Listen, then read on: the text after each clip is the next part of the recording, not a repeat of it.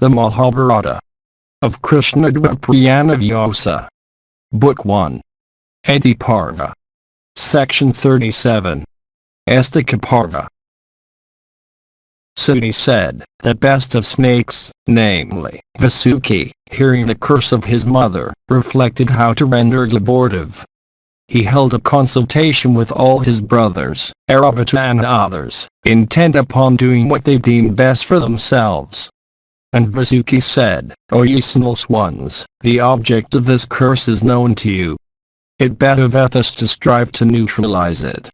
Remedies certainly exist for all curses, but no remedy can avail those cursed by their mother. Hearing that this curse hath been uttered in the presence of the immutable, the infinite, and the true one, my heart trembleth. Surely, our annihilation hath come. Otherwise why should not the immutable Lord prevent our mother while uttering the curse? Therefore, let us consult today how we may secure the safety of the snakes. Let us not waste time. All of you are wise and discerning. We will consult together and find out the means of deliverance as did the gods of yore to regain lost Agni, who had concealed himself within a cave, so that Janamraya's sacrifice for the destruction of the snakes may not take place, and so that we may not meet with destruction. Sudi continued, thus dressed all the offspring of Kadru assembled together, and, wise in councils, submitted their opinions to one another.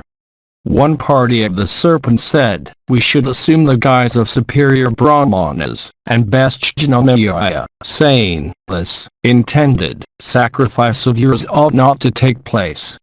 Other snakes, thinking themselves wise, said, we should all become his favorite counselors. He will then certainly ask for our advice in all projects. And we will then give him such advice that the sacrifice may be obstructed. The king, the foremost of wise men, thinking us of sterling worth, will certainly ask us about his sacrifice. We will say, it must not be. And pointing to many serious evils in this and the next worlds, we will take care that the sacrifice may not take place. Or, that one of the snakes, approaching, bite the person who, intending the monarch's good, and well acquainted with the rites of the snake's sacrifice, may be appointed as the sacrificial priest, so that he will die?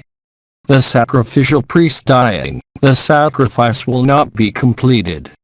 We will also bite all those who, acquainted with the rites of the snake's sacrifice, may be appointed retwix of the sacrifice, and by the means attain our object.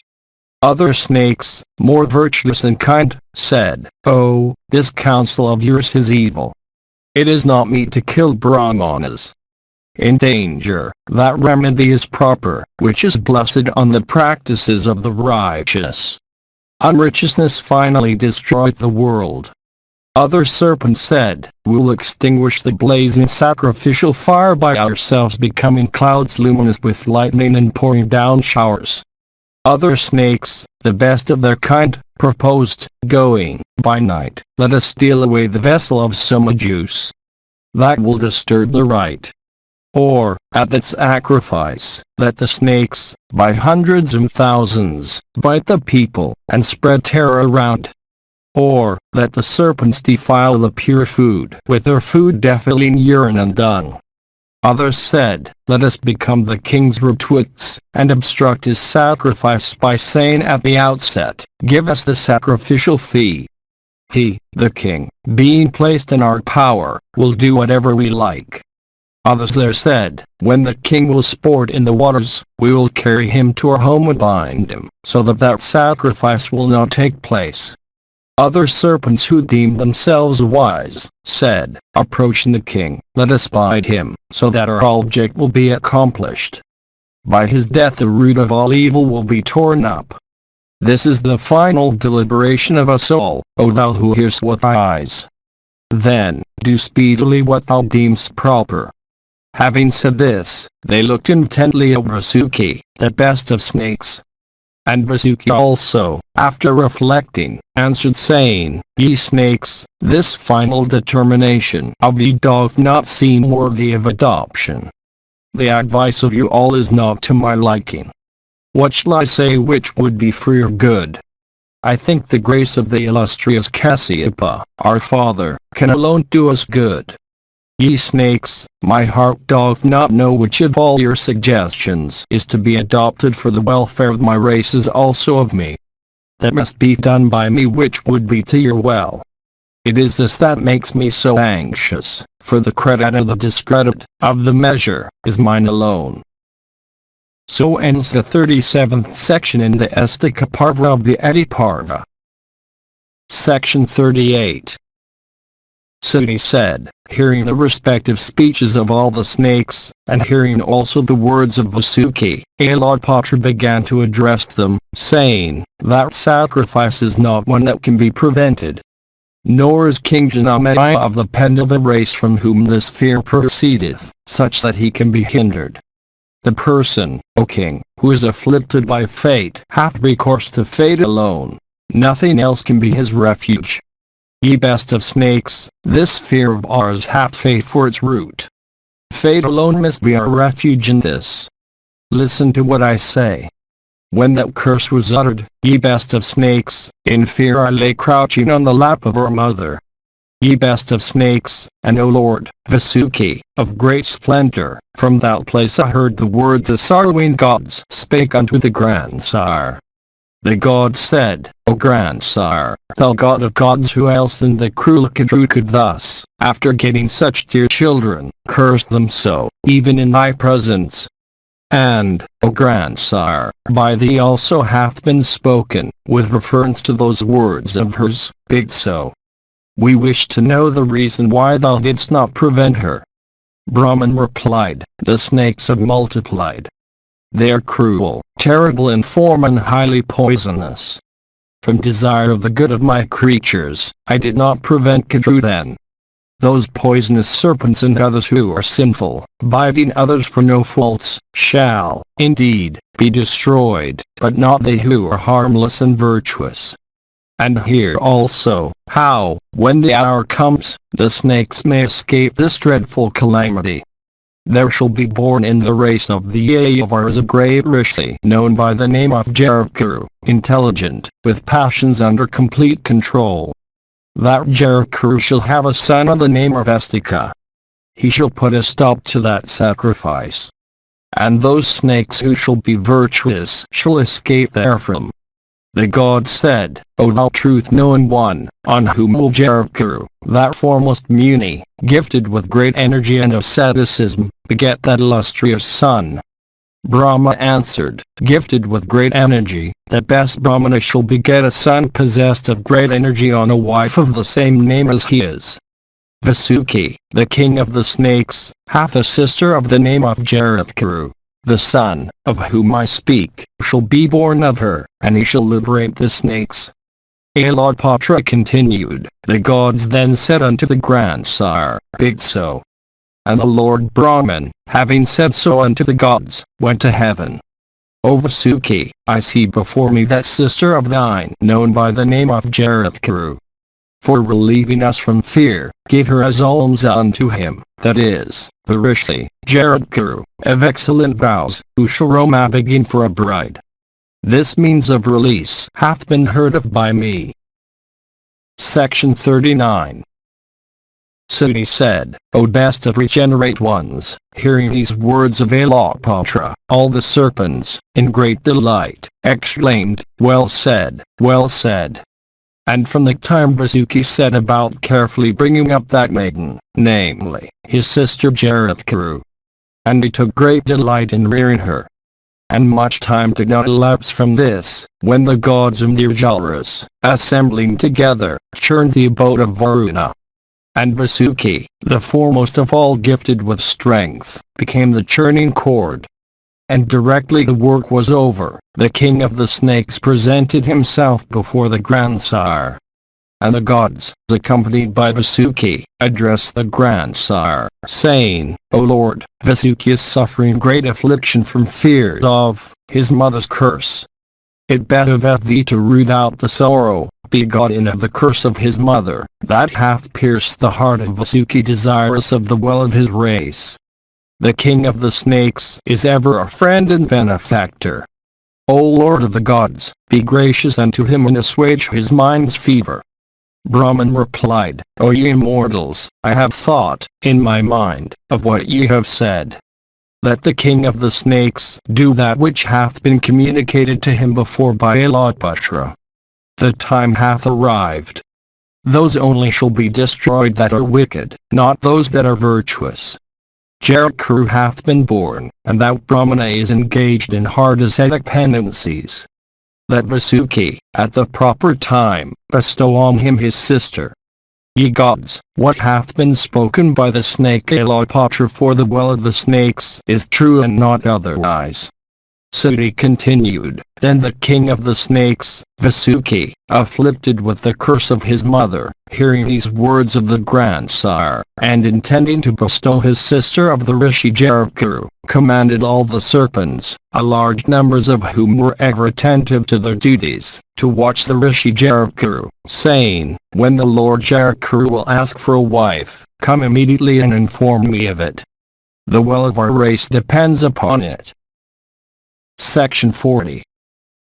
Saunaka said, "O son of Stu, I desire to know the reason why the illustrious rishi whom thou hast named Jarakuru came to be so called on earth. It behoveth thee to tell us the etymology of the name Jarakuru."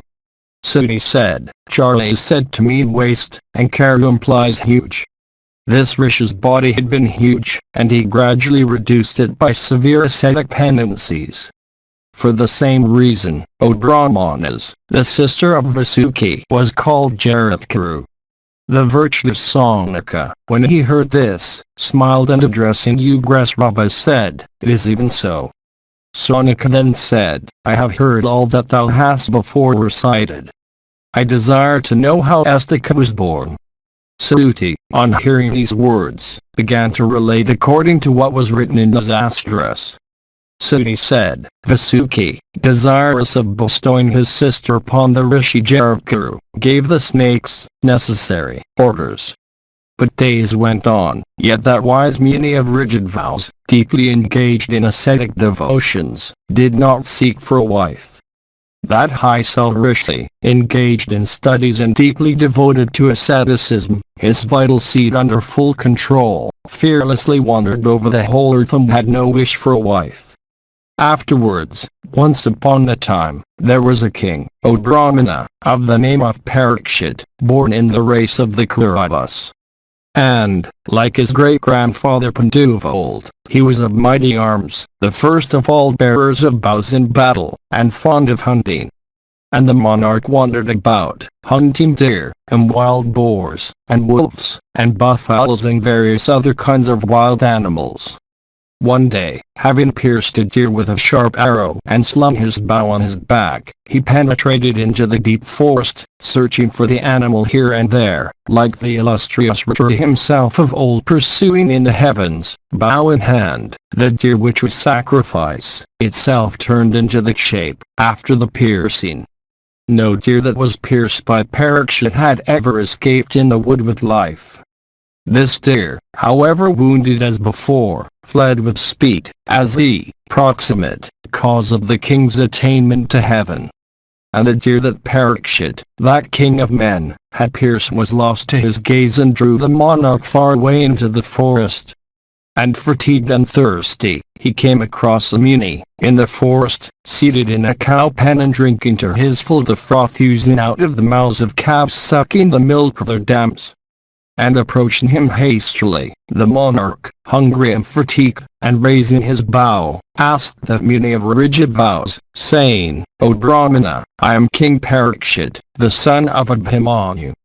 A deer pierced by me hath been lost. Hast thou seen it?" But that Muni, observing then the vow of silence, spoke not unto him a word. And the king in anger thereupon placed upon his shoulder a dead snake, taking it up with the end of his bow. The Muni suffered him to do it without protest. And he spoke not a word, good or bad. And the king, seeing him in that state, cast off his anger and became sorry. And he returned to his capital, but the rishi continued in the same state. The forgiving Muni, knowing that the monarch who was a tiger amongst kings was true to the duties of his order, cursed him not, though insulted.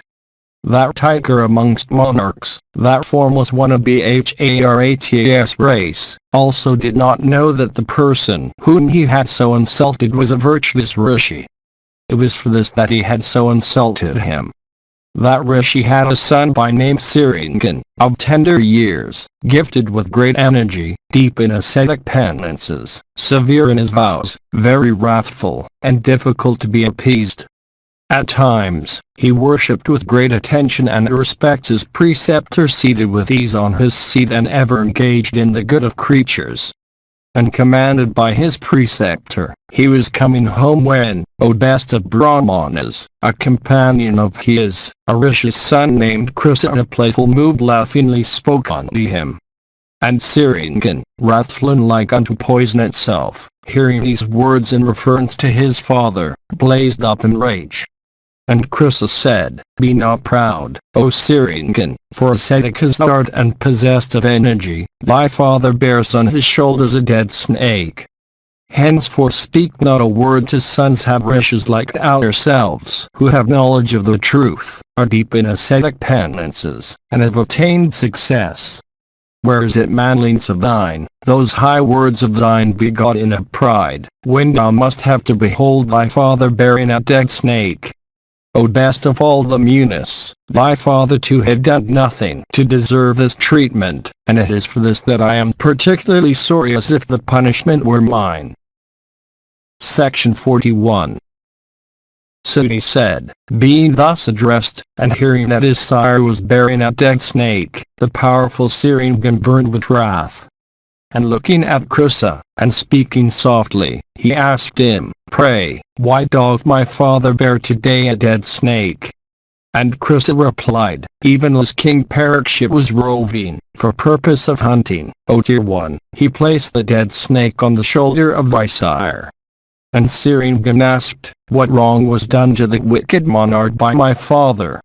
O Krishna, tell me this, and witness the power of my asceticism. And Krishna answered, King Parikshit, the son of Abhimanyu, while hunting, had wounded a fleet stag with an arrow and chased it alone. And the king lost sight of the animal in that extensive wilderness. Seeing then thy sire, immediately accosted him. Thy sire was then observing the vowed silence. Oppressed by hunger, thirst and labor, the prince again and again asked thy sire sitting motionless, about the missing deer. The sage, being under the vow of silence, returned no reply. The king thereupon placed the snake on thy sire's shoulder with the end of his bow. O Siringan, thy sire engaged in devotion is in the same posture still.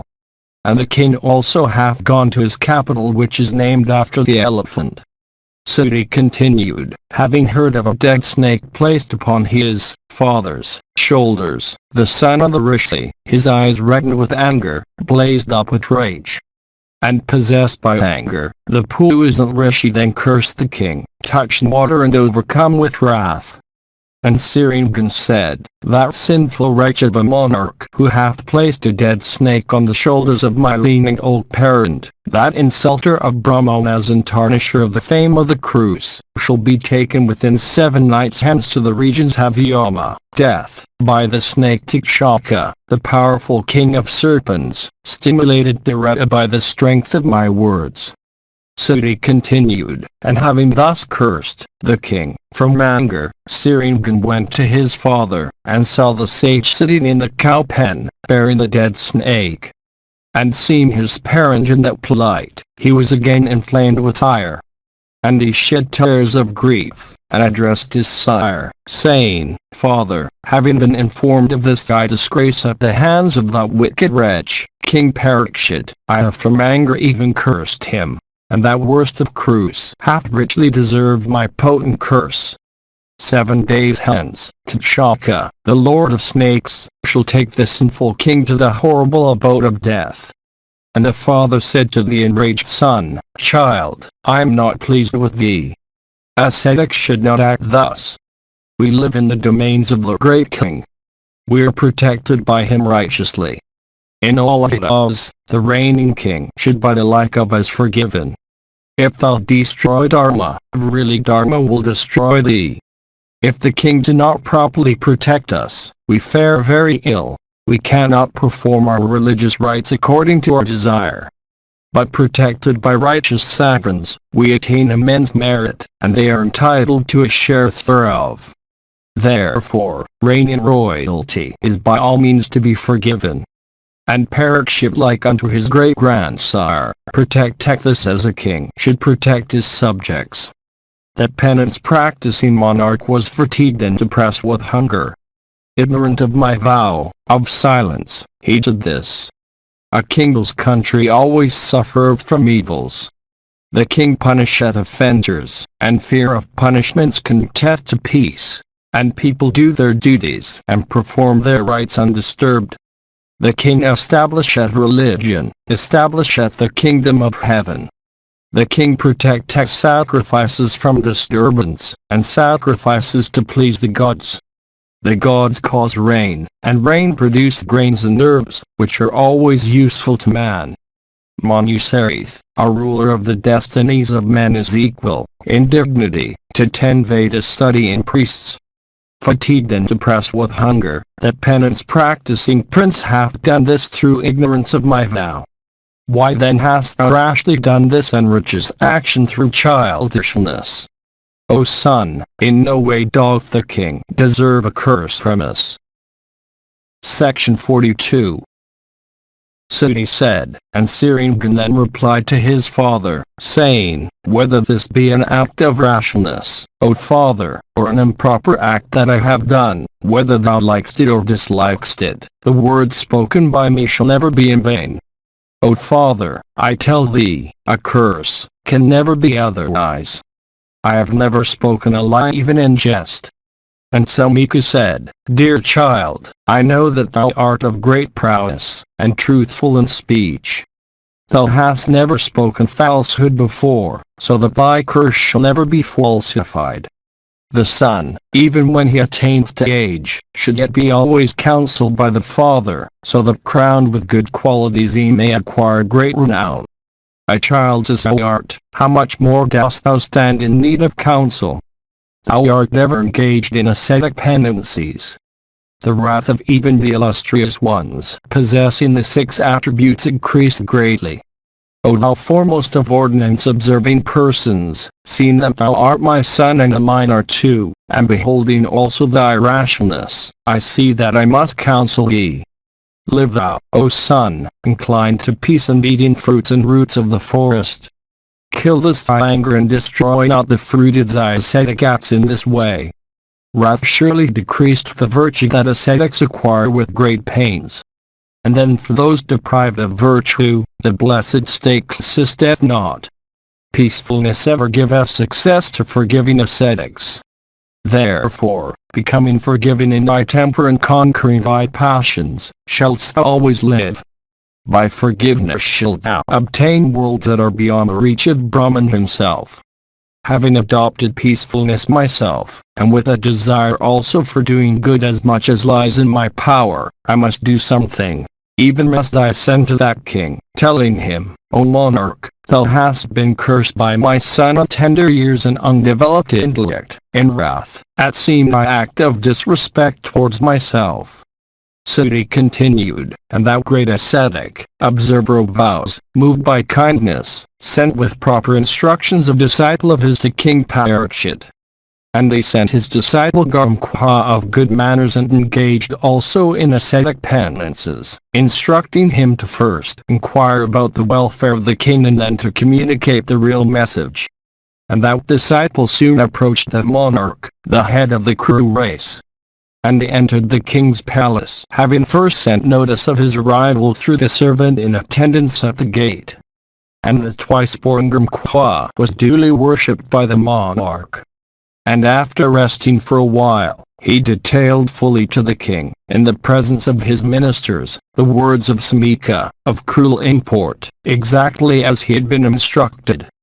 And Ganguli said, "O King of Kings, there is a Rishi, Samika, by name, of virtuous soul, his passions under control, peaceful, and given up to hard ascetic devotions, living in thy dominions.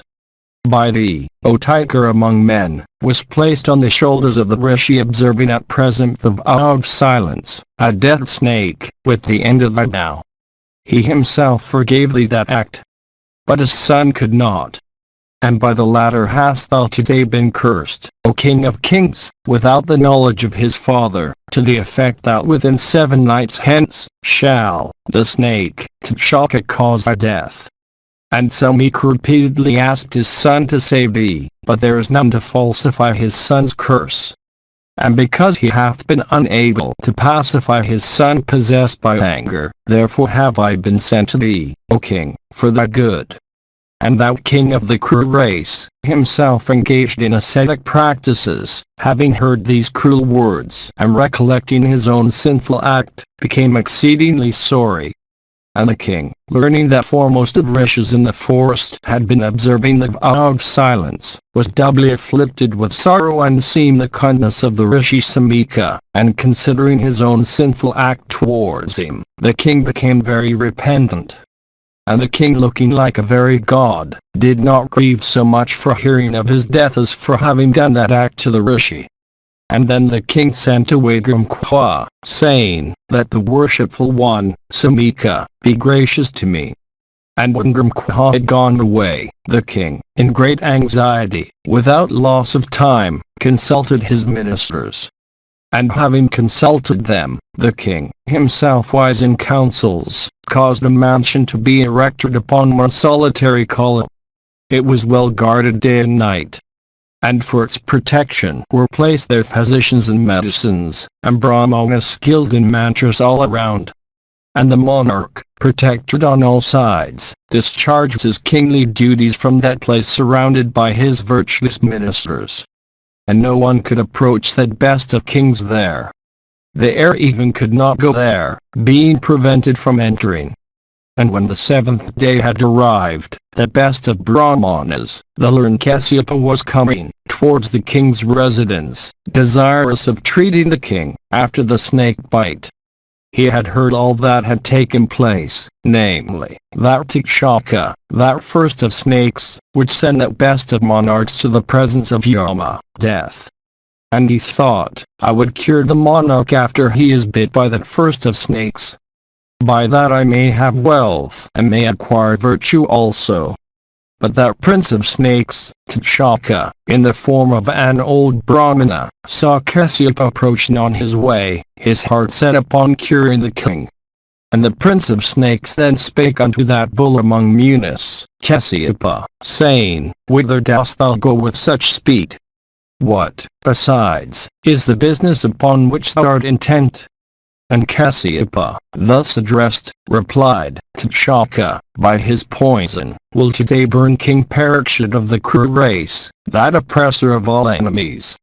I go with speed, O amiable one, to cure, without loss of time, the king of immeasurable prowess, the sole representative of the Pandava race, after he is bit by the same Takshaka like to Agni himself in energy. And Takshaka answered, I am the Takshaka, O Brahmana, who shall burn that lord of the earth. Stop, for thou art unable to cure one bit by me. And Kasyapa rejoined, I am sure that, possessed, that I am, of the power of learning, going thither I shall cure that monarch bit by thee. Section 43. So he said, and Takshaka, after this, answered, If, indeed, thou art able to cure any creature bitten by me, then, O Kasyapa, revive thou this tree bit by me. O best of Brahmanas, I burn this spalnium in thy sight. Try thy best and show me that skill in mantras of which thou hast spoken. And Kasyapa said, If thou art so minded, bite thou then, O king of snakes, this tree. O snake, I shall revive it, though bit by thee. So he continued, that king of snakes, thus addressed by the illustrious Kasyapa, big than that bonium tree. And that tree, bit by the illustrious snake, and penetrated by the poison of the serpent, blazed up all around. And having burnt the bonium so, the snake then spake again unto Kasyapa, saying, O first of Brahmanas, try thy best and revive this lord of the forest. Suti continued, the tree was reduced to ashes by the poison of that king of snakes. But taking up those ashes, Kasyapa spoke these words. O king of snakes, behold the power of my knowledge as applied to this lord of the forest. O snake, under thy very nose I shall revive it. And then that best of Brahmanas, the illustrious and learned Kasyapa, revived, by his vidya, that tree which had been reduced to a heap of ashes.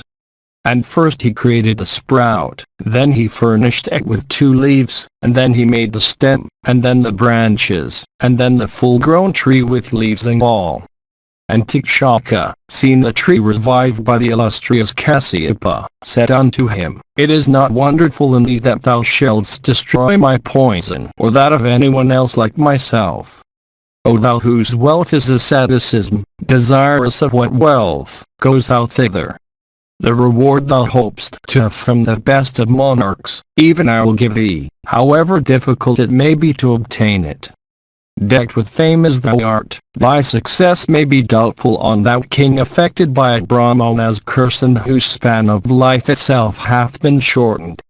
In that case, this blazing fame of thine that hath overspread the 3 worlds will disappear like the sun when deprived of his splendor, on the occasion of the eclipse. Kasyapa said, I go there for wealth, give it unto me, O snake, so that taking my gold, I may return. Tikshaka replied, O best of regenerate ones, even I will give thee more than what thou expectest from that king. Therefore do not go. Suti continued, the best of Brahmanas, Kasyapa, of great prowess and intelligence, hearing those words of Tikshaka, sat in yoga meditation over the king. And thou foremost of Munis, namely, Kasyapa, of great prowess and gifted with spiritual knowledge, ascertaining that the period of life of that king of the Pandava race had really run out, returned, receiving from Tikshaka as much wealth as he desired. And upon the illustrious Kasyapa's retracing his steps, Tikshaka at the proper time speedily entered the city of Hastinapura. And on his way he heard that the king was living very cautiously, protected by means have poison neutralizing matches and medicines. Suti continued, the snake thereupon reflected thus, the monarch must be deceived by me with power of illusion. But what must be the means? Then Tikshaka sent to the king some snakes in the guise of ascetics taking with them fruits, kusa grass, and water, as presents. And Tikshaka, addressing them, said, Go ye all to the king, on the pretext of pressing business, without any sign of impatience, as if to make the monarch only accept the fruits and flowers and water, that ye shall carry as presents unto him. Suti continued, those snakes, thus commanded by Tikshaka, acted accordingly. And they took to the king, kusa grass and water, and fruits. And thou foremost of kings, of great prowess, accepted those offerings. And after the business was finished, he said up to them, Retire. Then after those snakes disguised as ascetics had gone away, the king addressed his ministers and friends, saying, Eat ye, with me, all these fruits of excellent taste brought by the ascetics. Impelled by fate and the words of the rishi, the king, with his ministers, felt the desire of eating those fruits. The particular fruit, within which Tikshaka had entered, was taken by the king himself for eating. And when he was eating it, there appeared, O Saunaka, an ugly insect out of it, of shape scarcely discernible, of eyes black, and of coppery color. And thou foremost of kings, taking that insect, addressed his counselors, saying, The sun is setting. Today I have no more terror from poison. Therefore, let this insect become Tikshaka and bite me, so that my sinful act may be expiated and the words of the ascetic rendered true. And those counselors also, impelled by fate, approved of that speech. And then the monarch smiled, losing his senses, his hour having come. and he quickly placed that insect on his neck. And as the king was smiling, T'Chaka, who had, in the form of that insect, come out of the fruit that had been offered to the king, coiled himself round the neck of the monarch. And quickly coiling round the king's neck and uttering a tremendous roar, T'Chaka, that lord of snakes, big that protector of the earth. Section 44. So he said, then the councillors, beholding the king in the coils of T'Chaka, became pale with fear and wept in exceeding grief. And hearing the roar of T'Chaka, the ministers all fled. And as they were flying away in great grief, they saw T'Chaka, the king of snakes, that wonderful serpent, coursing through the blue sky like a streak of the hue of the lotus, and looking very much like the vermilion-colored line on a woman's crown dividing the dark masses of her hair in the middle. And the mansion in which the king was living blazed up with T'Chaka's poison. And the king's councillors, on beholding it, fled away in all directions. And the king himself fell down, as if struck by lightning.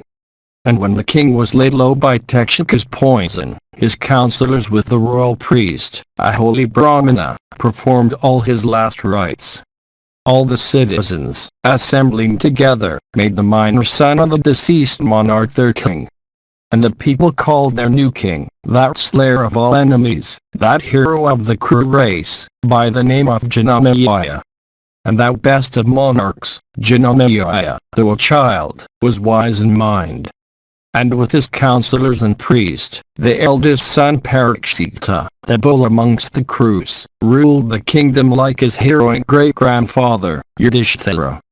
And the ministers of the youthful monarch, beholding that he could now keep his enemies in check, went to Suvarnavarman, the king of Kasi, and asked him his daughter Vipushtama for a bride. And the king of Kasi, after due inquiries, bestowed with ordained rites, his daughter Vipushtama and that mighty hero of Kru race. And the latter, receiving his bride, became exceedingly glad. And he gave not his heart at any time to any other woman. And gifted with great energy, he wandered in pursuit of pleasure, with a cheerful heart, on expanses of water and amid woods and flowery fields. And that first of monarchs passed his time in pleasure as Pauravas of old did, on receiving the celestial damsel Urvasi. Herself fairest of the fair, the damsel Vipushtama too, devoted to her lord and celebrated for her beauty having gained a desirable husband, pleased him by the excess of her affection during the period he spent in the pursuit of pleasure. Section 45. Meanwhile the great ascetic Jarabkuru wandered over the whole earth, making the place where evening fell his home for the night. And gifted with ascetic power, he roamed, practicing various vows difficult to be practiced by the immature, and bathing also in various sacred waters. And the Muni had air alone for his food, and was free from desire of worldly enjoyment. And he became daily emaciated and grew lean-fleshed. And one day he saw the spirits of his ancestors, heads down, in a hole, by a cord of Virana roots having only one thread entire. And that even single thread was being gradually eaten away by a large rat dwelling in that hole. And the pillars in that hole were without food, emaciated, pitiable, and eagerly desirous of salvation. And Jarabkuru, approaching the pitiable one, himself in humble guise, asked them, "Who are ye hanging by this cord of Virana roots?" The single weak root that is still left in this cord of Virana roots already eaten away by the rat, dwelling in this hole, is itself being gradually eaten away by the same rat with his sharp teeth. The little that remains of that single thread will soon be cut away. It is clear ye shall then have to fall down into this pit with faces downwards.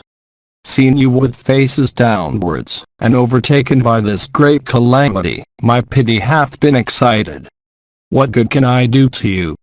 Tell me quickly whether this calamity can be averted by a fourth, a third, or even by the sacrifice of a half of this my asceticism. Oh, relieve yourselves even with the whole of my asceticism. I consent to all this. Do ye as ye please. The Pillar said, "Venerable Brahmacharan, thou desires to relieve us. But, O foremost of Brahmanas, thou canst not dispel our affliction by thy asceticism. O child, O first of speakers, we too have the fruits of our asceticism. But, O Brahmana, it is for the loss of children that we are falling down into this unholy hell. The grandsire himself hath said that a son is a great merit. As we are about to be cast in this hole, our ideas are no longer clear. Therefore, O child, we know thee not, although thy manhood is well known on earth. Venerable thou art and of good fortune, thou who thus from kindness grievest for us worthy of pity and greatly afflicted. O Brahmana, listen, who we are. We are rishis of the yea of our sect, of rigid vows. And, O Muni, from loss of children, we have fallen down from a sacred region. Our severe penances have not been destroyed, we have a thread yet. But we have only one thread now. It matters little, however, whether he's ours not. Unfortunate as we are, we have a thread in one, known as Jaratkaru. The unfortunate one has gone through the Vedas and their branches and is practicing asceticism alone. He being one with soul under complete control, desire set high, observant of vows, deeply engaged in ascetic penances, and free from greed for the merits of asceticism, we have been reduced to this deplorable state. He hath no wife, no son, no relatives. Therefore, do we hang in this hole, our consciousness lost, like men having none to take care of them. If thou meetst him, oh, tell him, from thy kindness to ourselves, thy Pytharas, in sorrow, are hanging with faces downwards in a hole. Holy One, take a wife and beget children. O thou of ascetic wealth, thou art, O amiable one, the only thread that remaineth in the line of thy ancestors. O Brahmana, the cord of Virana roots that thou seest we are hanging by, is the cord representing our multiplied race. And, O Brahmana, these threads of the cord of Virana roots that thou seest is eaten away, are ourselves who have been eaten up by time. This root thou seest hath been half eaten, and by which we are hanging in this hole is he that hath adopted asceticism alone. The rat that thou beholdst is time of infinite strength. And he, time, is gradually weakening the wretched Jaratkaru engaged in ascetic penances, tempted by the merits thereof, but wanting in prudence and heart. O excellent one, his asceticism cannot save us. Behold, our roots being torn, cast down from higher regions, deprived of consciousness by time, we are going downwards like sinful wretches. And upon our going down into this hole with all our relatives, eaten up by time, even he shall sink with us into hell. O child, whether it is asceticism, or sacrifice, or whatever else there be at very holy acts, everything is inferior. These cannot count with a son. O child, having seen all, speak unto that Jaratkaru of ascetic wealth. Thou shalt tell him in detail everything that thou hast beheld. And, O Brahmana, from thy kindness towards us, thou shalt tell him all that would induce him to take a wife and beget children. Amongst his friends, or of our own race, who art thou, O excellent one, that thus grievest for us all like a friend? We wish to hear who thou art that stayest here. Section 46. Suni said. Jaratkaru, hearing all this, became excessively dejected. And from sorrow he spoke unto those Pytharas in words obstructed by tears.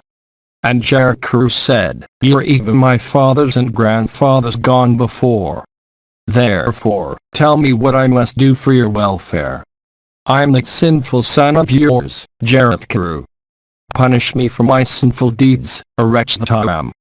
The Pytharas replied, saying, O son, by good luck hast thou arrived at this spot in course of thy rambles. O Brahmana, why hast thou not taken a wife?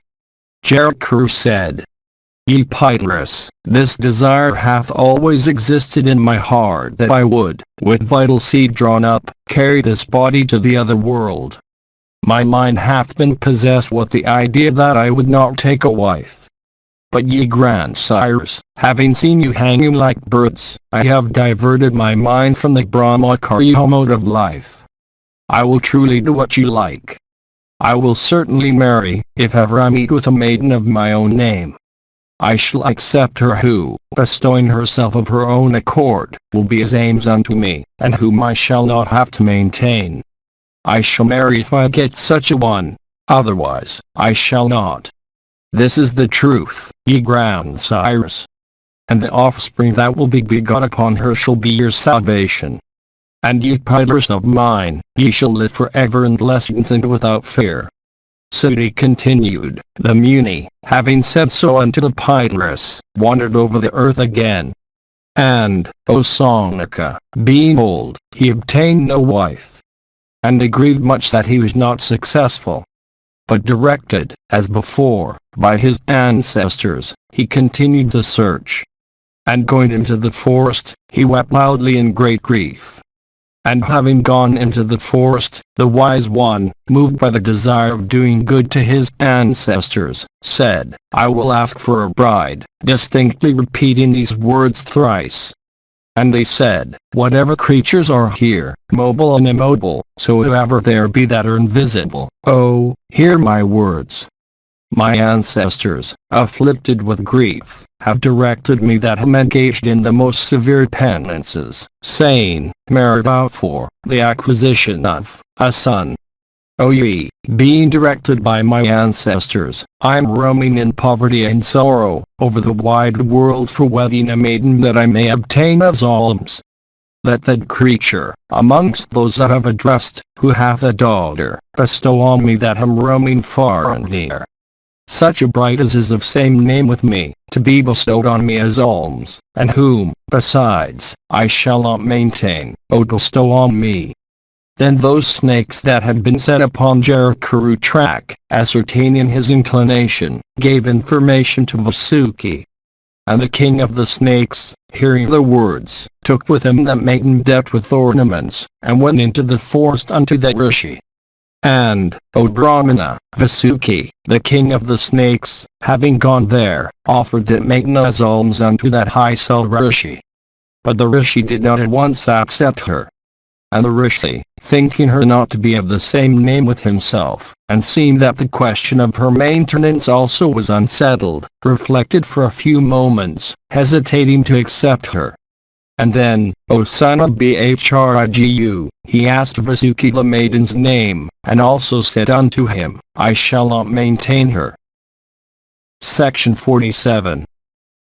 Suti said, then Vasuki spake unto the rishi Jarakuru these words, O best of Brahmanas, this maiden is of the same name with thee. She is my sister and hath ascetic merit. I will maintain thy wife. Accept her. O thou of ascetic wealth, I shall protect her with all my ability. And, O foremost of the great Munis, she hath been reared by me for thee. And the rishi replied, this is agreed between us that I shall not maintain her, and she shall not do aught that I do not like. If she do, I leave her. Suti continued, when the snake had promised, saying, I shall maintain my sister, Jarakuru then went to the snake's house. Then that first of mantra-knowing Brahmanas, observing rigid vows, that virtuous and veteran ascetic, took her hand presented to him according to Shastric rites. And taking his bride with him, adored by the great rishi, he entered the delightful chamber set apart for him by the king of the snakes. And in that chamber was a bedstead covered with very valuable caverls. And Jarakuru lived there with his wife. And the excellent rishi made an agreement with his wife, saying, nothing must ever be done or said by thee that is against my liking. And in case of thy doing any such thing, I will leave thee and no longer continue to stay in thy house. Bear in mind these words that have been spoken by me. And then the sister of the king of the snakes in great anxiety and grieving exceedingly, spoke unto him, saying, Bigso. And moved by the desire of doing good to her relatives, that damsel, of unsullied reputation, began to attend upon her lord with the wakefulness of a dog, the timidity of a deer, and knowledge of signs possessed by the crow. And one day, after the menstrual period, the sister of Vasuki, having purified herself by a bath according to custom, approached her lord the great Muni, and thereupon she conceived. And the embryo was like unto a flame of fire, possessed of great energy, and resplendent as fire itself. And it grew like the moon in the bright fortnight. And one day, within a short time, Jericho of great fame, placing his head on the lap of his wife, slept, looking like one fatigued. And as he was sleeping, the sun entered his chambers in the western mountain and was about to set. And, O Brahmana, as the day was fading, she, the excellent sister of Vasuki, became thoughtful, fearing the loss of her husband's virtue. And she thought, what should I now do? Shall I wake my husband or not? He is exacting and punctilious in his religious duties. How can I act as not to offend him? The alternatives are his anger and the loss of virtue of a virtuous man. The loss of virtue, I ween, is the greater of the two evils. Again, if I wake him, he will be angry. But if twilight passeth away without his prayers being said, he shall certainly sustain loss of virtue. And having resolved at last, the sweet speech Jericho, the sister of Vasuki, spake softly unto that rishi resplendent with ascetic penances, and lying prostrate like a flame of fire, O thou of great good fortune, awake, the sun is setting.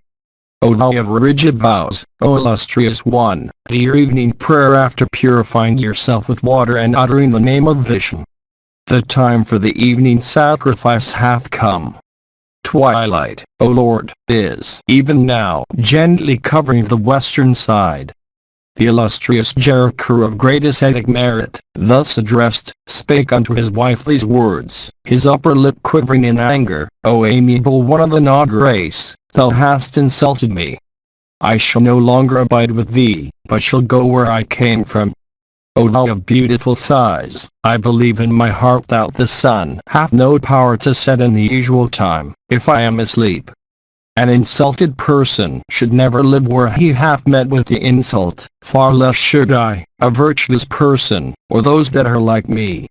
Jericho, the sister of Vasuki, thus addressed by her lord, began to quake with terror, and she spake unto him, saying, O Brahmana, I have not waked thee from desire of insult, but I have done it so that thy virtue may not sustain any loss. The rishi Jericho, great in ascetic merit, possessed with anger and desirous of forsaking his spouse, thus addressed, spake unto his wife, saying, O thou fair one, never have I spoken a falsehood. Therefore, go I shall. This was also settled between ourselves. O amiable one, I have passed the time happily with thee. And, O fair one, tell thy brother, when I am gone, that I have left thee. And upon my going away, it behoveth thee not to grieve for me. Thus addressed Jericho, the fair sister of Vasuki, of faultless features, filled with anxiety and sorrow, having mustered sufficient courage and patience, though her heart was still quaking, then spake unto rishi Jericho. Her words were obstructed with tears and her face was pale with fear. And the palms of her hands were joined together, and her eyes were bathed in tears. And she said, It behoveth thee not to leave me without a fault. Thou treadest over the path of virtue. I too have been in the same path, with heart fixed on the good of my relatives. O best of Brahmanas, the object for which I was bestowed on thee hath not been accomplished yet.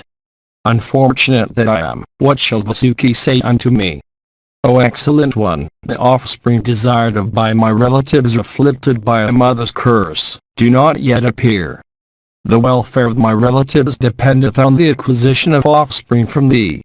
And in order that my connection with thee may not be fruitless, O illustrious Brahmana, moved by the desire of doing good to my race do I entreat thee. O excellent one, high self thou art, so why shalt thou leave me who am faultless? This is what is not just clear to me. Thus addressed, the Muni of great ascetic merit spake unto his wife Jericho these words that were proper and suitable to the occasion. And they said, O fortunate one, the being thou hast conceived, even like unto Agni himself, is a rishi of soul highly virtuous, and a master of the Vedas and their branches. Having said so, the great rishi, Jaraku of virtuous soul, went away, his heart firmly fixed on practicing again the severest penances. Section 48. Sati said, O thou of ascetic wealth, soon after her lord had left her, Jaraku went to her brother. And she told him everything that had happened. And the prince of snakes, hearing the calamitous news, spake unto his miserable sister, himself more miserable still. And they said, Thou knowst, O amiable one, the purpose of thy bestowal, the reason thereof. If, from that union, for the welfare of the snakes, a son be born, then he, possessed of energy, will save us all from the snake sacrifice. The Gransarit said so, of old, in the midst of the gods. O fortunate one, hast thou conceived from thy union with that best of wishes?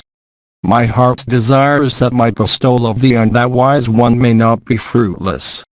Truly, it is not proper for me to ask thee about this. But from the gravity of the interest I ask thee this.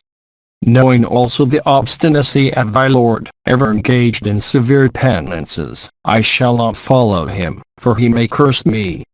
Tell me in detail all that thy lord, O amiable one, hath done, and extract that terribly afflicting dart that lies implanted for a long time past in my heart.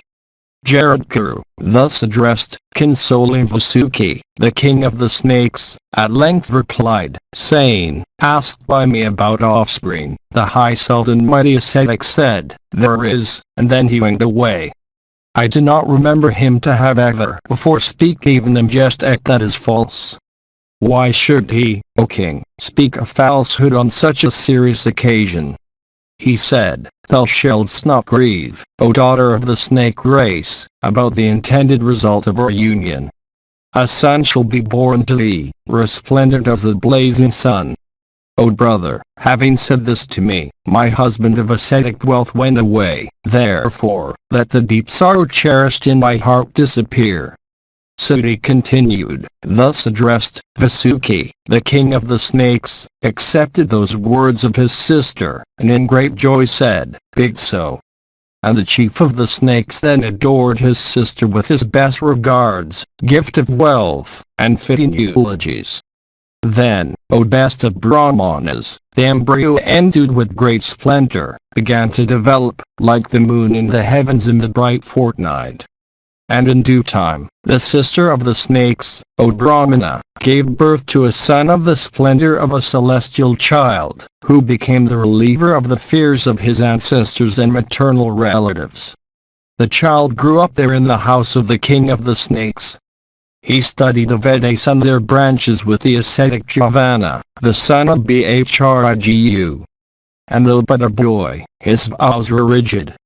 And he was gifted with great intelligence, and with the several attributes of virtue, knowledge, freedom from the world's indulgences, and saintliness. And the name by which he was known to the world was Astika. And he was known by the name of Astika, whoever is, because his father had gone to the woods, saying, There is, when he was in the womb. Though but a boy, he had great gravity and intelligence. And he was reared with great care in the palace of the snakes. And he was like the illustrious lord of the celestials, Mahabharata of the golden form, the wielder of the trident. And he grew up day by day, the delight of all the snakes. Section 49. Sonika said, Tell me again, in detail, all that King Janamedai had asked his ministers about his father's ascension to heaven. Sati said, O Brahmana, hear all that the king asked his ministers, and all that they said about the death of Parikshit. Janamedai asked, Know ye all that befell my father? How did that famous king, in time, meet with his death? Hearing from you the incidents of my father's life in detail, I shall ordain something, if it be for the benefit of the world. Otherwise, I shall do nothing. The minister replied, Hear, O monarch, what thou hast asked, namely, an account of thy illustrious father's life, and how also that King of Kings left this world. Thy father was virtuous and high-souled, and always protected his people. Oh, hear how that high-souled one conducted himself on earth. Like unto an impersonation of virtue and justice, the monarch, cognizant at virtue, virtuously protected the four orders, each engaged in the discharge of their specified duties. Of incomparable prowess, and blessed with fortune, he protected the goddess Earth. There was none who hated him, and he himself hated none. Like unto Prajapati, Brahma, he was equally disposed towards all creatures. O monarch, Brahmanas and Kshatriyas and Vaishyas and Sudras, all engaged contentedly in the practice of their respective duties, were impartially protected by thou king. Widows and orphans, the maimed and the poor, he maintained.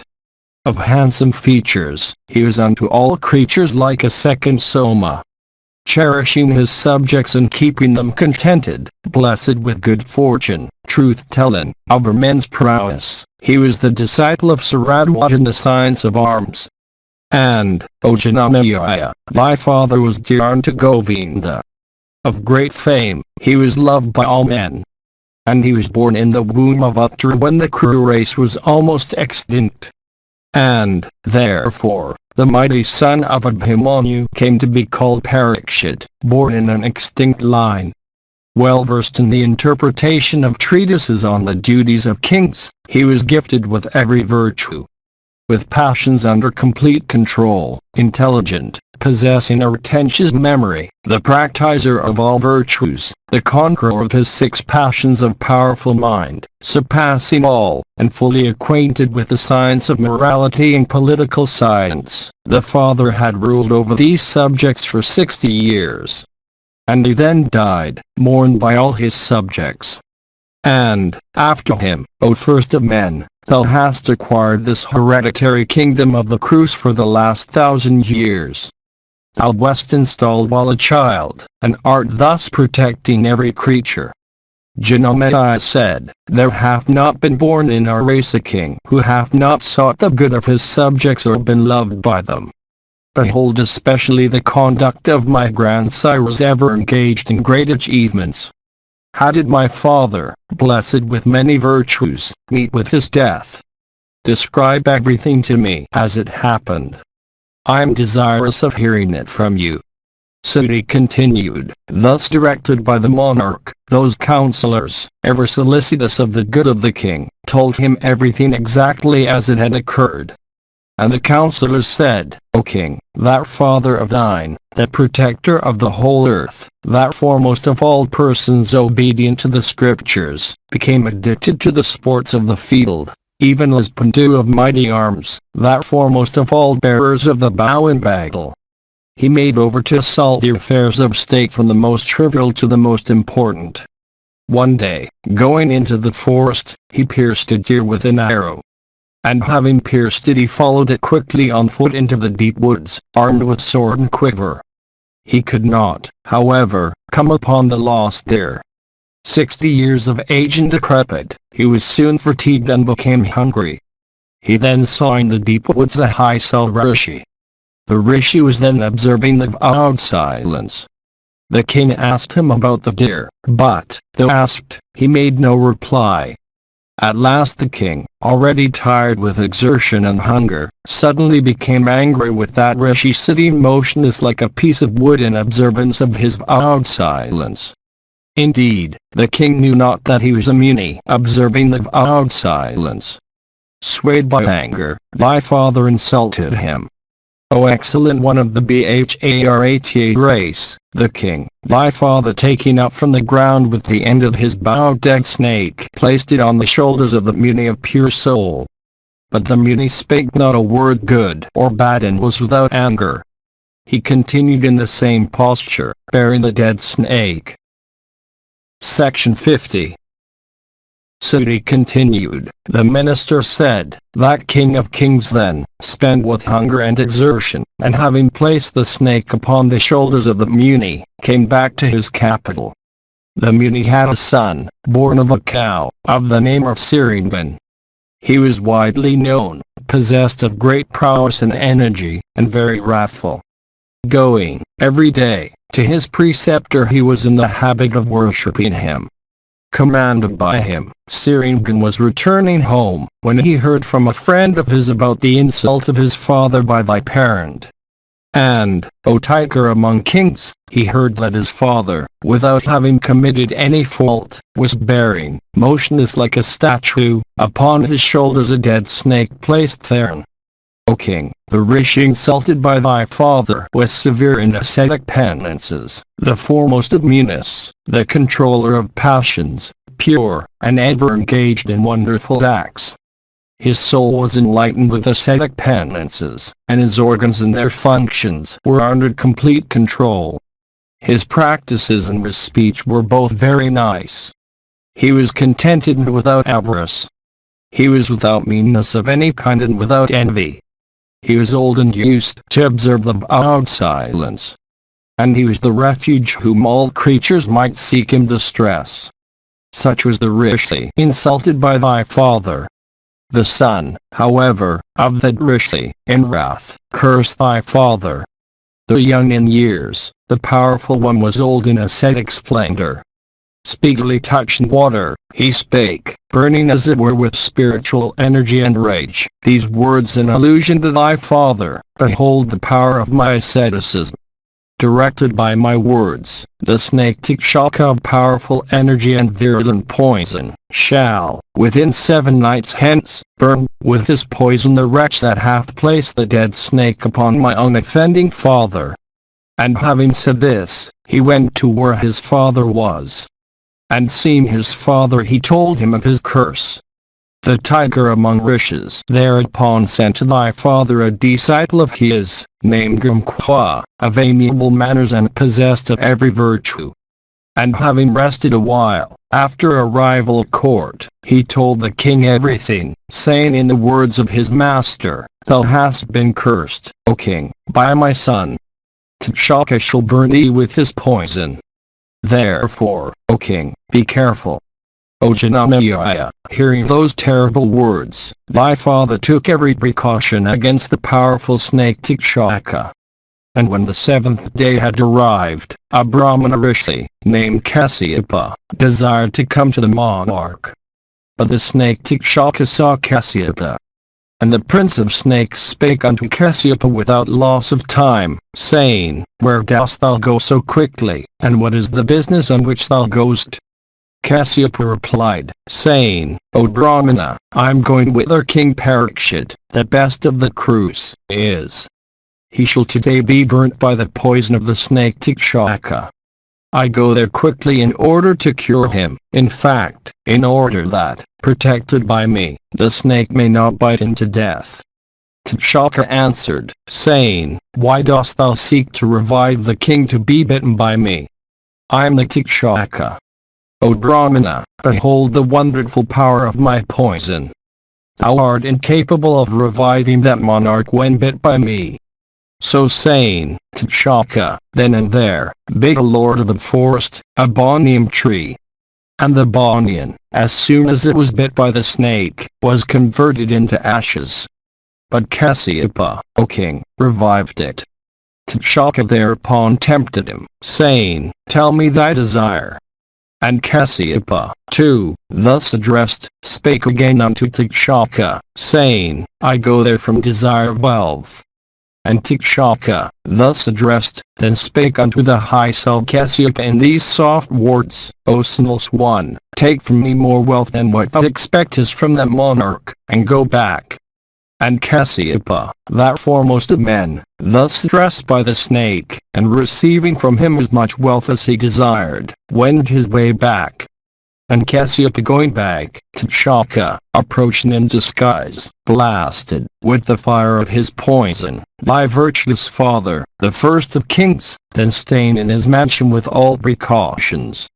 And after that, thou wast, O tiger among men, been installed, on the throne. And, O best of monarchs, we have thus told thee all that we have seen and heard, cruel though the account is. And hearing all about the discomfiture of thy royal father, and of the insult to the Rishi Tenka, decide thou that which should follow. Suti continued, King Janamaya, that chastiser of enemies, then spake to all his ministers. And they said, when did ye learn all that happened upon that Bonniam reduced to ashes by Takshaka, and which, wonderful as it is, was afterwards revived by Kasyapa? Assuredly, my father could not have died, for the poison could have been neutralized by Kasyapa with his mantras. That worst of snakes, of sinful soul, thought within his mind that if Kasyapa resuscitated the king bit by him, he, Takshaka, would be an object of ridicule in the world owing to the neutralization of his poison. Assuredly, having thought so, he pacified the Brahmana. I have devised a way, however, of inflicting punishment upon him. I like to know, however, what ye saw or heard, what happened in the deep solitude of the forest, namely, the words of Takshaka and the speeches of Kasyapa. Having known it, I shall devise the means of exterminating the snake race. The minister said, Hear, O monarch of him who told us before of the meeting between the formless Brahmana and thou prince of snakes in the woods. A certain person, O monarch, had climbed up that tree containing some dry branches with the object of breaking them for sacrificial fuel. He was not perceived either by the snake or by the Brahmana. And, O king, the man was reduced to ashes along with the tree itself. And, O king of kings, he was revived with the tree by the power of the Brahmana. That man, a Brahmana's menial, having come to us, represented fully everything as it happened between Takshaka and the Brahmana. Thus have we told thee, O king, all that we have seen and heard. And having heard it, O tiger among kings, ordain that which should follow. Suti continued, King Janamaya, having listened to the words of his ministers, was sorely afflicted with grief, and began to weep. And the monarch began to squeeze his hands. And the lotus-eyed king began to breathe a long and hot breath, shed tears, and shrieked aloud. And possessed with grief and sorrow, and shedding copious tears, and touching water according to the form, the monarch spake. And reflecting for a moment, as if settling something in his mind, the angry monarch, addressing all ministers, said these words. I have heard your account of my father's ascension to heaven. Know ye now what my fixed resolve is? I think no time must be lost in avenging this injury upon the wretch Takshaka that killed my father. He burnt my father, making Siringan only a secondary cause. From malignity alone he made Kasyapa return. If that Brahmana had arrived, my father assuredly would have lived. What would he have lost if the king had revived by the grace of Kasyapa and the precautionary measures of his ministers? From ignorance of the effects of my wrath, he prevented Kasyapa, that excellent of Brahmanas, whom he could not defeat, from coming to my father with the desire of reviving him. The act of aggression is great on the part of the wretch Takshaka, who gave wealth unto that Brahmana in order that he might not revive the king. I must now avenge myself on my father's enemy to please myself, the Rishi Tenka and you all. Section 51. Suti said, King Janamaya having said so, his ministers expressed their approbation. And the monarch then expressed his determination to perform a snake sacrifice. And that lord of the earth, that tiger of the Bharata race, the son of Parikshit, then called his priest under a twigs. And accomplished in speech, he spake unto them these words relating to the accomplishment of his great task. I must avenge myself on the wretch Takshaka who killed my father. Tell me what I must do. Do you know any act by which I may cast into the blazing fire the snake Takshaka with his relatives? I desire to burn that wretch even as he burned, of yore, by the fire of his poison, my father.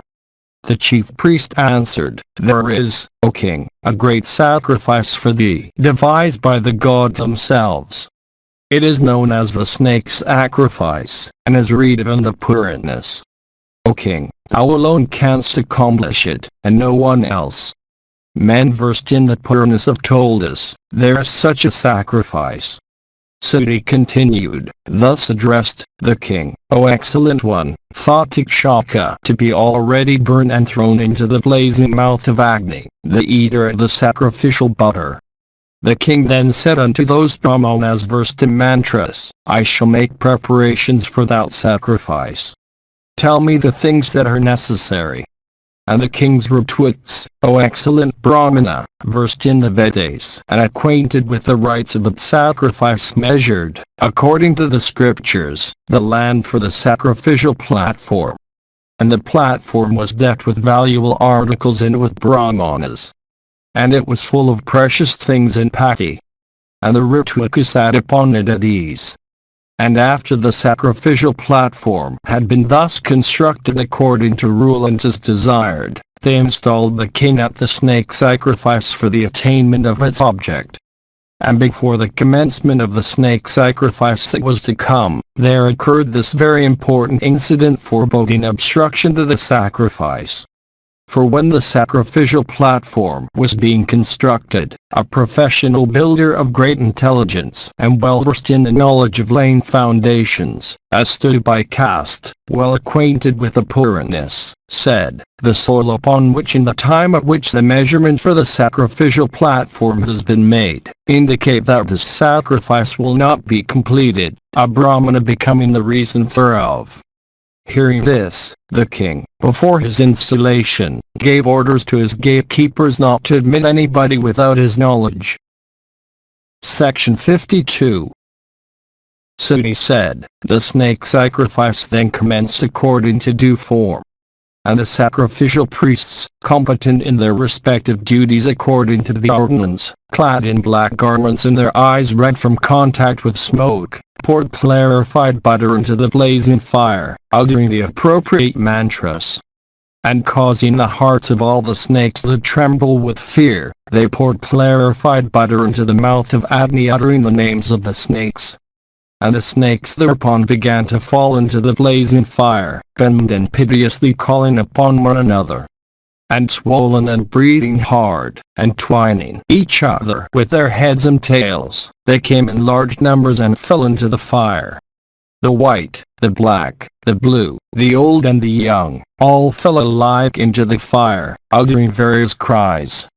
Those measuring a krosa, and those measuring a yojana, and those of the measure of a gokarna, fell continuously with great violence into the first of all fires. And hundreds and thousands and tens of thousands of snakes, deprived of all control over their limbs, perished on that occasion. And amongst those that perished, there were some that were like horses, other like trunks of elephants, and others of huge bodies and strength like maddened elephants of various colors and virulent poison, terrible and looking like messes furnished with iron spikes, of great strength, ever inclined to bite. The snakes, afflicted with their mother's curse, fell into the fire. Section 53. Sonika asked, what great riches became the Ritwiks at the snake sacrifice of the wise king Janamaya of the Pandava line? Who also became the Sedasias in that terrible snake sacrifice, so frightful to the snakes, and begetting such sorrow in them? It behoveth thee to describe all these in detail, so that, O son of Stu, we may know who were acquainted with the rituals of the snake sacrifice. Suti replied, I will recite the names of those wise ones who became the monarchs Ritwiks and Sedasias. The Brahmana Chandabragava became the head in that sacrifice. He was of great reputation, and was born in the race of Javana, and was the foremost of those acquainted with the Vedas. The learned old Brahmana, Ketsa, became the Jetri, the chanter of the Vedic hymns. Jaimini became the Brahmana, and Sringarva and Pingal of the Ekavaris, Vyasa with his son and disciples, and Adlika, Pramataka, Switaketa, Pingala, Asita, Vala, Narada, Parvata, Atraya, Kandajithara, the Brahmaklagada, Vatsya, old Sritasravas ever engaged in japa and the study of the Vedas. Kohaladrasarman, Mojalya, Samasarda, and many other Brahmanas who had got through the Vedas became the sadducees of that sacrifice of the son of Parikshit. When the Ritwiks in that snake sacrifice began to pour clarified butter into the fire, terrible snakes, striking fear into every creature, began to fall into it. And the fat and the marrow of the snakes thus falling into the fire began to flow in rivers. And the atmosphere was filled with an insufferable stench owing to the incessant burning of the snakes. And incessant also were the cries of the snakes fallen into the fire and those in the air about to fall into it. Meanwhile, Takshaka, the prince of snakes, as soon as he heard that King Janamedaya was engaged in the sacrifice, went to the palace of Purandra, Indra. And that best of snakes, having represented all that had taken place, sought in terror the protection of Indra after having acknowledged his fault. And Indra, gratified, told him, O Prince of Snakes, O Takshaka, here thou hast no fear from that snake sacrifice.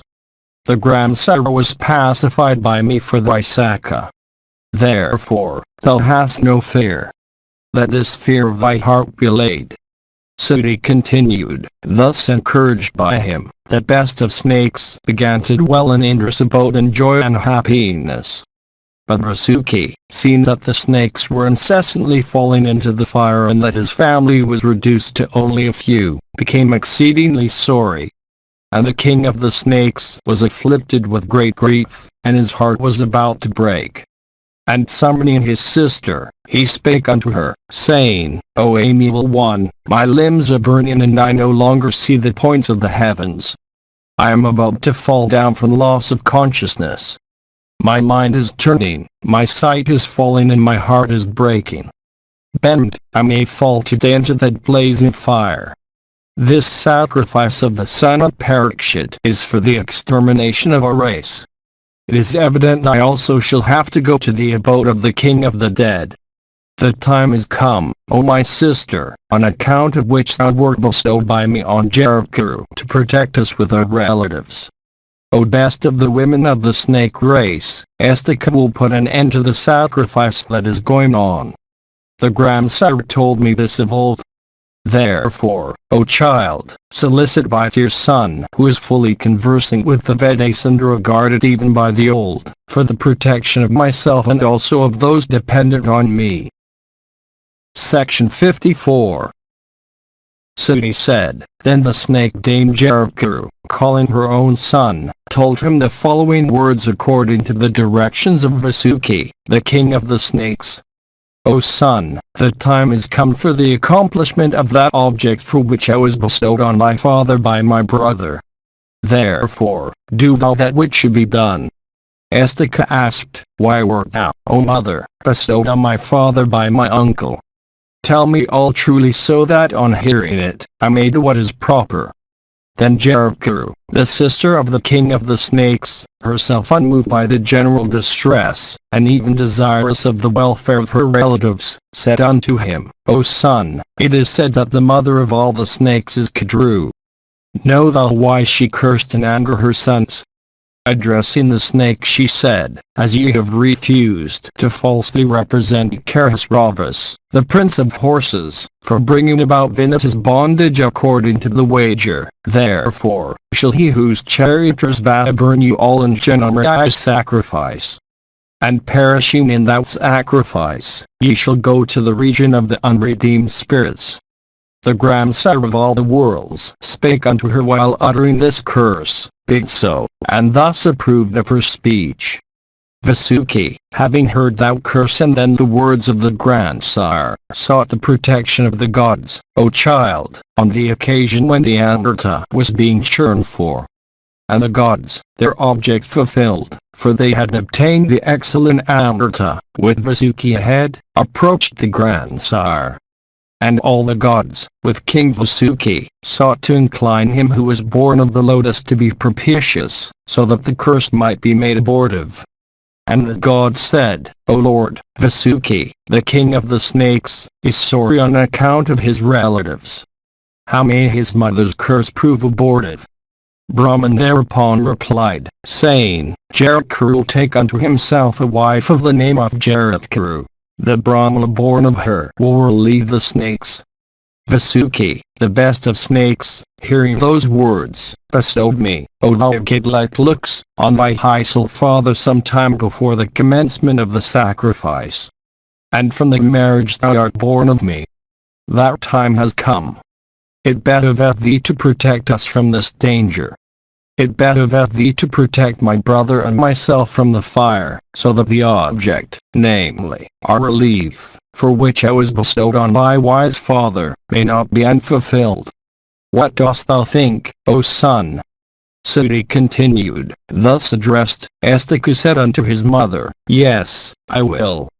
And he then addressed the afflicted Vasuki, and as if infusing life into him, said, O Vasuki, thou best of snakes, thou great being, truly do I say, I shall relieve thee from the curse. Be easy, O snake. There is no fear any longer. I shall strive earnestly so that good may come. Nobody hath ever said that my speech, even in jest, hath proved false. Hence on serious occasions like this, I need not say anything more, O uncle. Going thither today I shall gratify, with words mixed with blessings, the monarchinam I installed at the sacrifice, so that, O excellent one, the sacrifice may stop. O Hyman one, O king of the snakes, believe all that I say. Believe me, my resolve can never be unfulfilled. And Vasuki then said, O Astika, my head swims and my heart breaks. I cannot discern the points of the earth, as I am afflicted with a mother's curse. And Astika said, Thou best of snakes, it behoveth thee not to grieve any longer. I shall dispel this fear of thine from the blazing fire. This terrible punishment, capable of burning like the fire at the end of the Eva, I shall extinguish. Nurse not thy fear any longer. Sudi continued, then that best of Brahmanas, Astika, quelling the terrible fear of the Veska's heart, and taking it, as it were, on himself, went, for the relief of the king of the snakes, with speed to Janamraya's sacrifice blessed with every merit. And Astika having gone thither, beheld the excellent sacrificial compound with numerous sedicias on it whose splendor was like unto that of the sun Aradni. But that best of Brahmanas was refused admittance by the doorkeepers. And the mighty ascetic gratified them, being desirous of entering the sacrificial compound. And that best of Brahmanas, that foremost of all virtuous men, having entered the excellent sacrificial compound, began to adore the king of infinite achievements, Ritwiks, the Sedicious, and also the sacred fire. Section 55. Astika said, Soma and Varuna and Prajapati performed sacrifices of old in Pralaga. But thy sacrifice, O foremost one of Bharata's race, O son of Parikshit, is not inferior to any of those. Let those dear unto us be blessed. Sekar performed 100 sacrifices. But this sacrifice of thine, O foremost one of Bharata's race, O son of Parikshit, is fully equal to 10,000 sacrifices of Sekro. Let those dear unto us be blessed. Like the sacrifice of Yama, of Harimda, or of King Rantavda, is the sacrifice of thine, O foremost one of Bharata's race, O son of Parikshit. Let those dear unto us be blessed. Like the sacrifice of Mara, of King Sasavand, or of King Vayavana, is this sacrifice of thine, O foremost one of Bharata's race, O son of Satyavati, in which he himself was the chief priest, is this sacrifice of Nrga, of Ajamita, of the son of Dasratha, is this sacrifice of thine, O foremost one of Bharata's race, O son of Parikshit. Let those dear unto us be blessed. Like the sacrifice of King Yudhishthira, the son of a god and belonging to a Jamida race, heard of, even, in the heavens, is this sacrifice of thine. O foremost one of Bharata's race, O son of Parikshit, let those dear unto us be blessed. like the sacrifice of Krishna-DWAIPAYANA, the son of Satyavati, in which he himself was the chief priest. Is this sacrifice of thine, O foremost one of Bharatas race, O son of Parikshit, let those dear unto us be blessed. These, Ritwiks and Sadducees, that are here engaged in making thy sacrifice, like unto that of the slayer of Vritra, are of splendor equal to that of the sun. There now remains nothing for them to know, and gifts make to them become inexhaustible, in merit. It is my conviction that there is no Ritwik in all the worlds who is equal to thy Ritwik, DWAIPAYANA. His disciples, becoming Ritwiks, competent for their duties, travel over the earth. The high cell-bearer of libation, namely, Agni, called also VYASA and Chitrakan, having gold for his vital seed and having his path, marked by black smoke, blazing up with flames inclined to the right, beareth these high libations of clarified butter to the gods. In this world of men, there is no other monarch equal to thee in the protection of subjects. I am ever well pleased with thy abstinence. Indeed, thou art either Varuna, or Yama, the god of justice. Like Sekar himself, thunderbolt in hand, thou art, in this world, the protector of all creatures. In this earth there is no man so great as thou, and no monarch who is thy equal in sacrifice. Thou art like Kawanga, Nabhaga, and Dilita. In prowess thou art like Yayati and Mandatri. In splendor equal to the sun, and of excellent vows, thou art a monarch, like Bhishma. Like Tlamaki thou art of energy concealed. Like Vasishta thou hast controlled thy wrath. Like Indra is thy lordship. Thy splendor also shines like that of Narayana. Like Yama art thou conversing with the dispensation of justice. Thou art like Krishna adorned with every virtue. Thou art the home of the good fortune that belongs to the Vyasas.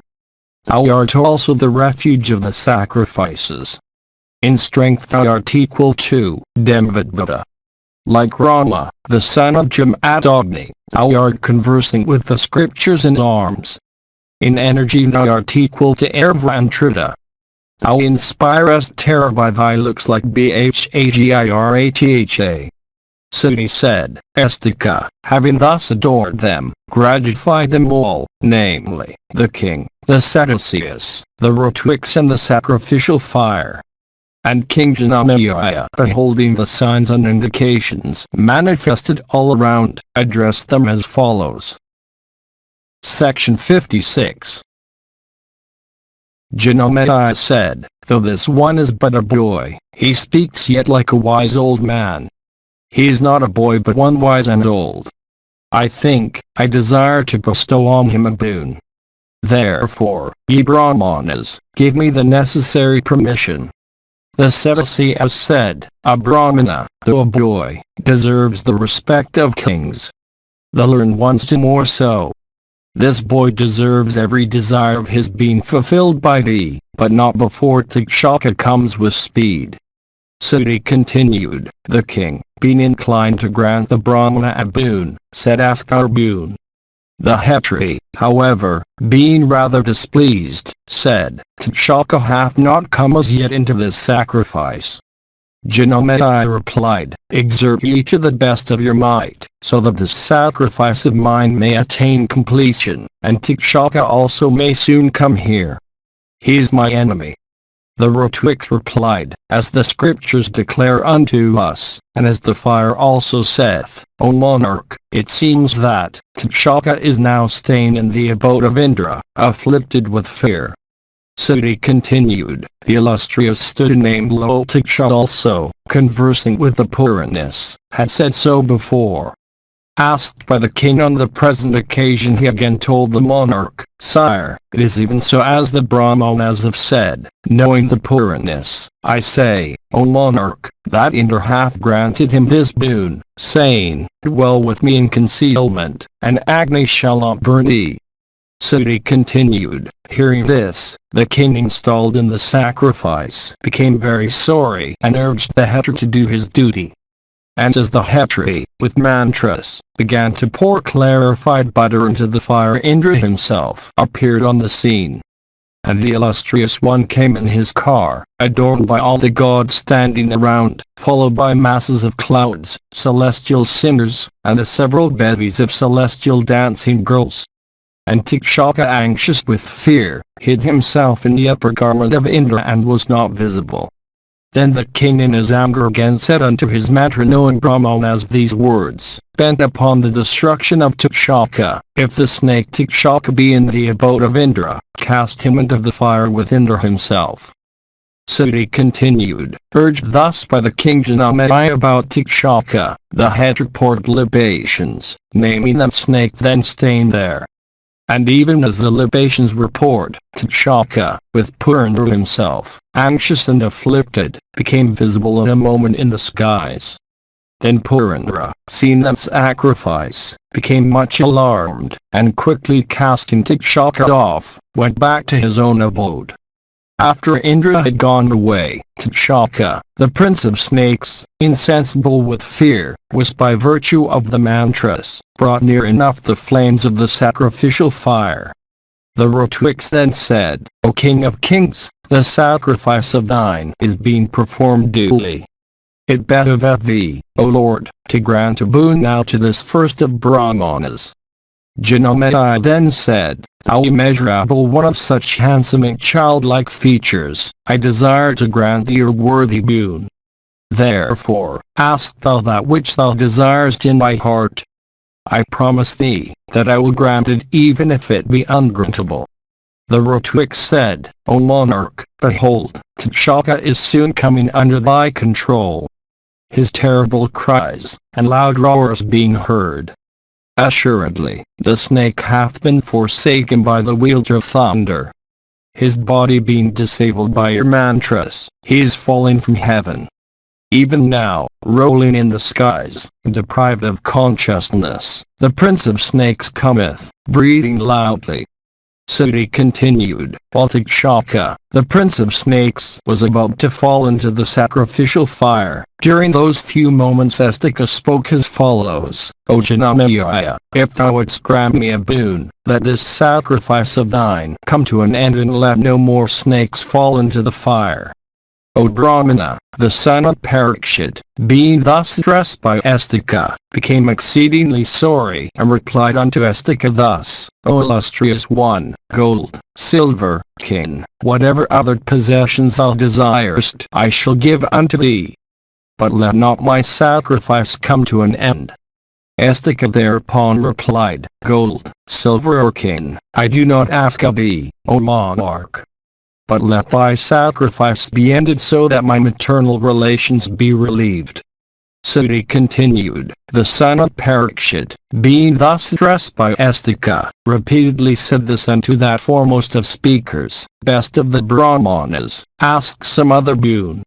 Oh, blessed be thou. But, O thou of Bhrigus race, he did not beg any other boon. Then all the Sadducees conversing with the Vedas told the king in one voice, let the Brahma receive his boon. Section 57. Sonaka said, O son of Astua, I desire to hear the names of all those snakes that fell into the fire of this snake sacrifice. Sudi replied, many thousands and tens of thousands and billions of snakes fell into the fire. O most excellent Brahmana, so great is the number that I am unable to count them all. So far, however, as I remember, hear the names I mention of the principal snakes cast into the fire. Here first the names of the principal ones have Vesgus race alone, of color blue, red and white, a terrible form and huge body and deadly poison. Helpless and miserable and afflicted with their mother's curse, they fell into the sacrificial fire like libations of butter. Kataisa, Manasa, Purna, Kala, Palahelmika, Pikala, Kanapa, Kakra, Kalaveda, Prakalana, Hiranyavahu, Karana, Kakshaka, Kadantaka, these snakes born of Vasuki, fell into the fire. And, O Brahmana, numerous other snakes well-born, and a terrible form and great strength, were burnt in the blazing fire. I shall now mention those born in the race of Takshaka. Hear the other names. Chandvika, Mandalaka, Pindasatri, Ravnika, Akakika, Karava, Bhangas, Vilatayas, Virahana, Sili, Salakara, Mukha, Sukramara, Pravapana, Majarana Suroman, Suroman and Marian. These snakes born of Takshaka fell into the fire. And Paravrata, Paradrata, Pendra, Harina, Kusa, Vinda, Sarabha, Meda, Pramada, Satapana, these born in the race of Airavata fell into the fire. Now hear, O best of Brahmanas, the names of the snakes I mention, born in the race of Kurva, Araka, Kandala Agnari, Neskanda, Kamoraka, Vika, Sringavara, Herdaka, Predara and Astaka. They're born in the race of Kurva fell into the fire.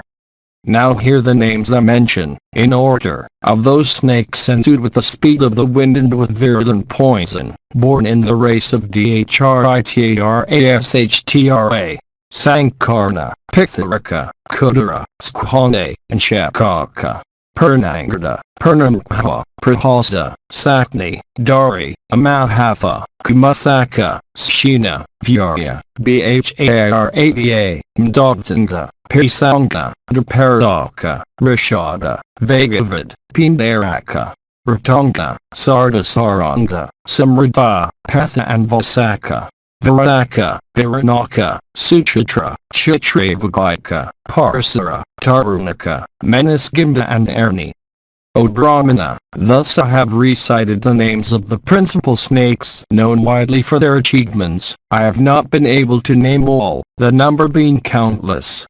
The sons have these snakes, the sons have those sons, that were burnt having fallen into the fire, I am unable to mention. They are so many. Some of 3 heads, some of 7, others of 10, of poison like unto the fire at the end of the Eagle and terrible in form, they were burnt by thousands. Many others, of huge bodies, of great speed, tall as mountain summits, of the length of a yoma, of a yojana, and of 2 yojanas, capable of assuming at will any form and of mastering at will any degree of strength, of poison like unto blazing fire, afflicted by the curse of a mother, were burnt in that great sacrifice. Section 58. Suni said, listen now to another very wonderful incident in connection with Astika. When King Janamaya was about to gratify Astika by granting the boon, the snake, Takshaka, thrown off Indra's hands, remained in midair without actually falling.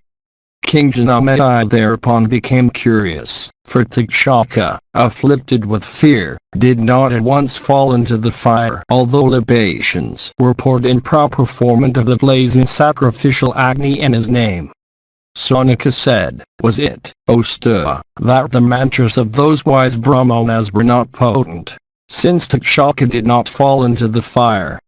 Sudi replied, unto the unconscious Takshaka, the best of snakes, after he had been cast off Indra's hands, Astika had thrice said, stay, stay, stay. And they succeeded in staying in the skies, with afflicted heart, like a person somehow staying between the welkin and the earth. The king then, on being repeatedly urged by his Sadduceus, said, let it be done as Astika hath said.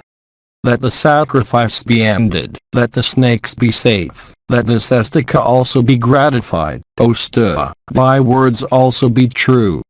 When the boon was granted to Astika, plaudits expressive of joy rang through the air. Thus the sacrifice of the son of Parikshit, that king of the Pandava race, came to an end. The king Janamaya of the Bharata race was himself pleased, and on the retwixt with the Sadduceus, and on all who had come there, the king bestowed money by hundreds and thousands. And unto Stiloitraksha, conversing with the rules have building and foundations, who had at the commencement said that if Brahmana would be the cause of the interruption of the snake's sacrifice, the king gave much wealth. The king, of uncommon kindness, also gave him various things, with food and wearing apparel, according to his desire, and became very much pleased. Then he concluded his sacrifice according to the prescribed rites, and after treating him with every respect, the king in joy sent home the wise Astika exceedingly gratified, for he had attained his object. And the king said unto him, Thou must come again to become a Sadisya in my great horse sacrifice. And Astika said, Yes, and then returned home in great joy, having achieved his great end after gratifying the monarch. And returning in joy to his uncle and mother and touching their feet, he recounted to them everything as it had happened. Sudi continued, hearing all he had said, the snakes that had come thither became very much delighted, and their fears were allayed. They were much pleased with Astika and asked him to solicit a boon, saying, O learned one, what good shall we do unto thee? We have been very much gratified, having been all saved by thee. What shall we accomplish for thee, O child? Astika said, That those Brahmanas, and other men, who shall, in the morning or in the evening, cheerfully and with attention, read the sacred account of this my act, have no fear from any of you. And the snakes enjoyed thereupon said, O nephew, in the nature of thy boon, let it be exactly as thou sayest. That which thou sayest we all shall cheerfully do, O nephew. And those also that call to mind Astika, Airtime and Sunita, in the day or in the night, shall have no fear of snakes. He again shall have no fear of snakes who will say, I call to mind the famous Astika born of Jericho, that Astika who saved the snakes from the snake sacrifice. Therefore, ye snakes of great good fortune, it behoveth you not to bite me. But go ye away, blessed be ye, or go away thou snake of virulent poison, and remember the words of Astika after the snake sacrifice of Janamaya. That snake who does not cease from biting after hearing such mention of Astika, shall have his hook divided 100-fold like the fruit of sinsa tree.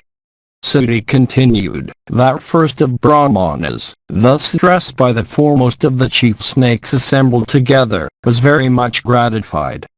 And the high-souled one then set his heart upon going away, and that best of Brahmanas, having saved the snakes from the snake sacrifice, ascended to heaven when his time came, leaving sons and grandsons behind him. Thus have I recited to thee this history of Astika exactly as it happened.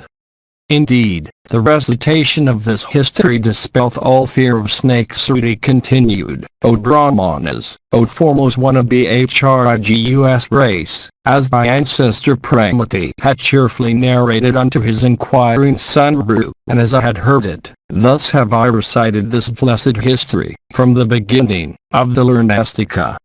And, O Brahmana, O oppressor of all enemies, having heard this holy history of Astika that increased virtue, and which thou hadst asked me about after hearing the story of the Danduda, let thy ardent curiosity be satisfied. The Mahabharata of KRISHNA-DWAIPAYANA VYASA. Translated into English, prose from the original Sanskrit text by Kisari Mohan Ganguli, 1883–1896. Calcutta.